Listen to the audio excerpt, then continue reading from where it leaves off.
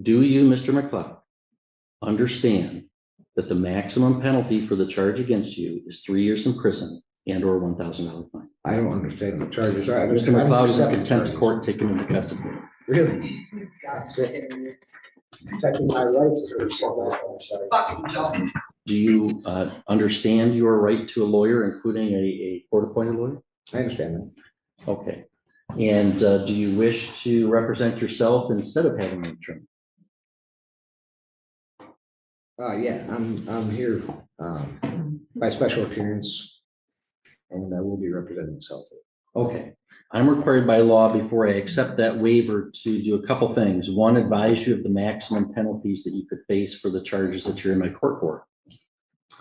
Resisting, obstructing conservation officers is a high court misdemeanor punishable by up to 2 years in prison and or $1,000 fine. There's a habitual offender second notice that's been filed by the prosecutor, which would make that a felony punishable by up to 3 years and or $1,000 fine. And marine safety operating while intoxicated is a misdemeanor punishable by up to 93 days and or a $100 to $500 fine. Do you understand the maximum penalty for the charges against you? Well, I don't even really understand why I'm here, honestly. Watch how composed this judge remains throughout, because honestly, that level of patience is rare. Despite nonstop interruptions and a stream of nonsense, he still tries to walk Mr. McLeod through the basics like he's giving him every possible chance to understand what's happening. But instead of engaging seriously, McLeod keeps acting confused about the simplest legal ideas, which feels less like genuine misunderstanding and more like a strategy to avoid accountability. At some point, that act stops being convincing and just looks like deflection. So, tell me honestly, do you think he truly doesn't get it, or is he just pretending to slip responsibility to death? Well, okay. Well, that's fine. Do you understand the maximum penalty that I just explained to you? No. Hold on. I can't let you represent yourself until I establish a couple things. Well, I need to establish a couple things too, honestly. Hold on. Well, I can't let you represent yourself until I establish a couple things, or I'm going to be in trouble. Okay. Do you understand that the maximum penalty that you could face for the charges that you're here for is up to 3 years in prison and or a $1,000 fine? I don't understand the nature and cause of the action against me. So what is it that you don't understand? Do you not understand how long 3 years is, or how much the fine is that I've articulated? Can you tell me what it is you don't understand? The nature and cause of the action against me because there's no established jurisdiction.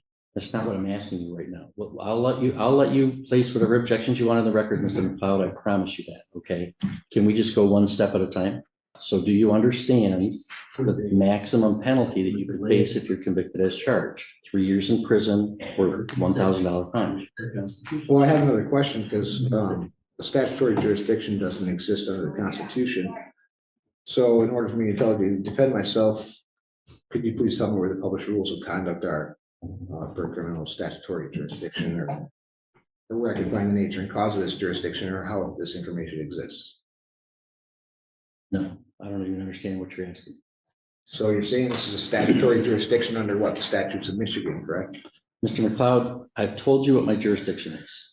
General jurisdiction. The people of the state of Michigan voted to convene a constitutional convention in 1961. Sure. There was a constitutional convention in 1961 and 1962. They proposed a state constitution.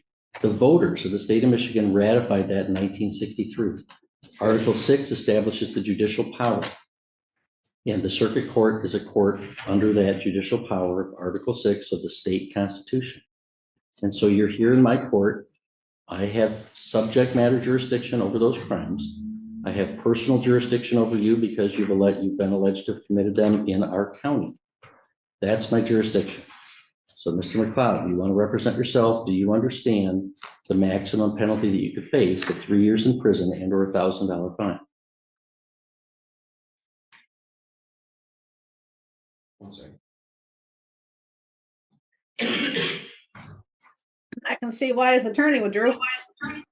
Oh, shit. Hang on. Someone in the prosecutor's office is not muted. I'm going to remove you from the meeting at this time. Oh.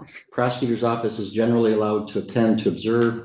They've participated. I'm removing them from the hearing. She really wasn't off base at all, and that moment felt so real and unfiltered that you almost instinctively laugh even if you try not to. I'm honestly surprised the judge managed to keep a straight face because situations like that just don't belong in a courtroom, yet somehow they happen. Maybe she was just an older woman reacting naturally to how ridiculous everything had become. But either way, her reaction basically echoed what everyone else was probably thinking about his behavior. And if we're being honest, after watching all that chaos unfold, it's not shocking at all that his lawyer eventually decided to step away from. Mr. McLeod, do you understand the maximum penalty that you could face? 1 second. Okay, so when enforcement of mere statutes, judges of all courts do not act judicially and are thus are not protected and qualified by limited immunity. That's Owen versus the city. I just want to state a few things for the record since you're claiming this is a jurisdiction under statutory law. Hang on. Mr. McLeod, can we back it? Look at me for a second. Can we talk here? I challenge subject matter jurisdiction and nothing can go forward until that's addressed. You're saying I did address it and I denied your objection. I have subject matter doesn't jurisdiction. exist under the Constitution. Your objection is noted. So, Mr. McLeod, do you understand? Let me explain to you. Sure. Sometimes, as I said, people might want to represent themselves, but let's say they have limited intellectual capacity and they don't understand what's going on. At this stage, you can see the judge has clearly reached his limit, but instead of snapping, he just sticks to calm, blunt reality. The defendant is shuffling papers, throwing out random legal phrases like they mean something, and the judge just methodically knocks each claim down without any drama. No yelling, no theatrics, just quiet authority doing its job. That kind of restraint actually says more than any outburst ever could. He's not trying to embarrass the guy. He's just making it clear the nonsense won't work here. It's a reminder that real power in a courtroom doesn't need volume. I have to establish that they know what's going on before I can allow them to represent themselves. I'm required to establish, do you comprehend, do you know the maximum penalty that you could face if you're convicted as a result of this charge? 3 years in prison or $1,000 fine. Do you understand that, Mr. McLeod? So I'd like to state for the record that Mr. McLeod, the stop. court can be. Stop, Mr. McLeod. If you don't understand it, I'm going to revoke your right to represent yourself and have an attorney represent you because I can't establish that you know what you're doing.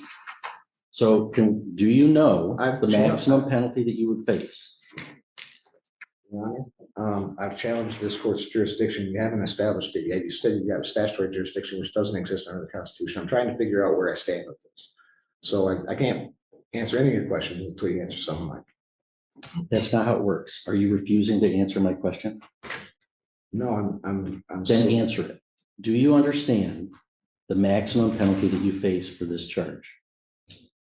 So judges who become involved in enforcement of Mr. these McLeod, statutes. I have other man, Mr. McLeod, Involved agency. What's that? you know, I understand you want to object to things and you're going to be allowed to object to things. Okay. Sure. But we have to do things one step at a time. And I do have other cases today.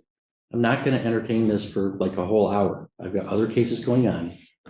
If you want to dig in your heels and just make this real complicated or real difficult, we could do that. And I can hold you in contempt and you'll go back to a jail cell for a while. I don't wish to be held in contempt. I just wish to exercise my Sixth Amendment right. That's fine. And So before I can let you under, I can cite laws that will show you that the exercise of a right can be converted into a crime.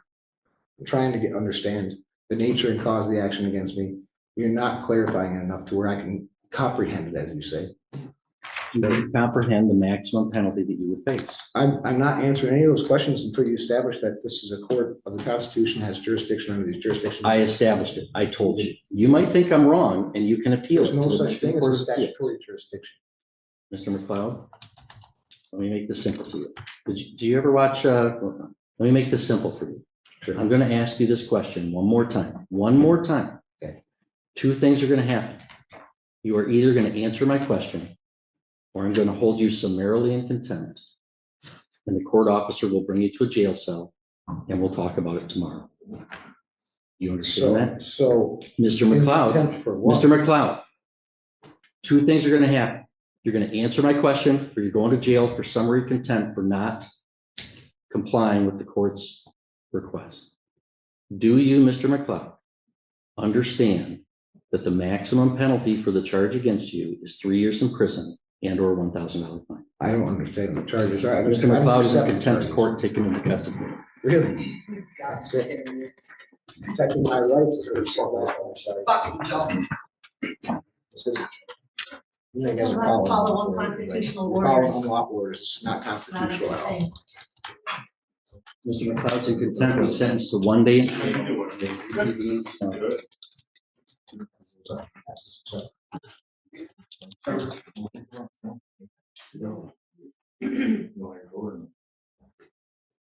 Mr. McLeod, your sentence is 1 day in jail. We'll reconvene tomorrow and get you This is about notice. the Constitution. I did nothing wrong except for question exercise my rights. Honestly, this guy is straight up ridiculous. Watching him try to play lawyer when he clearly has zero clue what he's doing is painfully cringy. Why didn't he just get a real attorney? It's common sense and literally his right under the Sixth Amendment. Instead, he's fumbling with papers, spouting nonsense that holds zero weight in a courtroom. The judge starts off patient, but you can tell even patience has a breaking point. The funniest and most tragic part is how confident he looks while making a total fool of himself, acting like he's unraveling some secret legal loophole.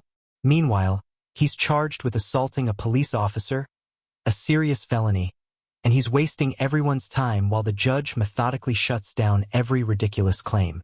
Thank you guys so much for watching and take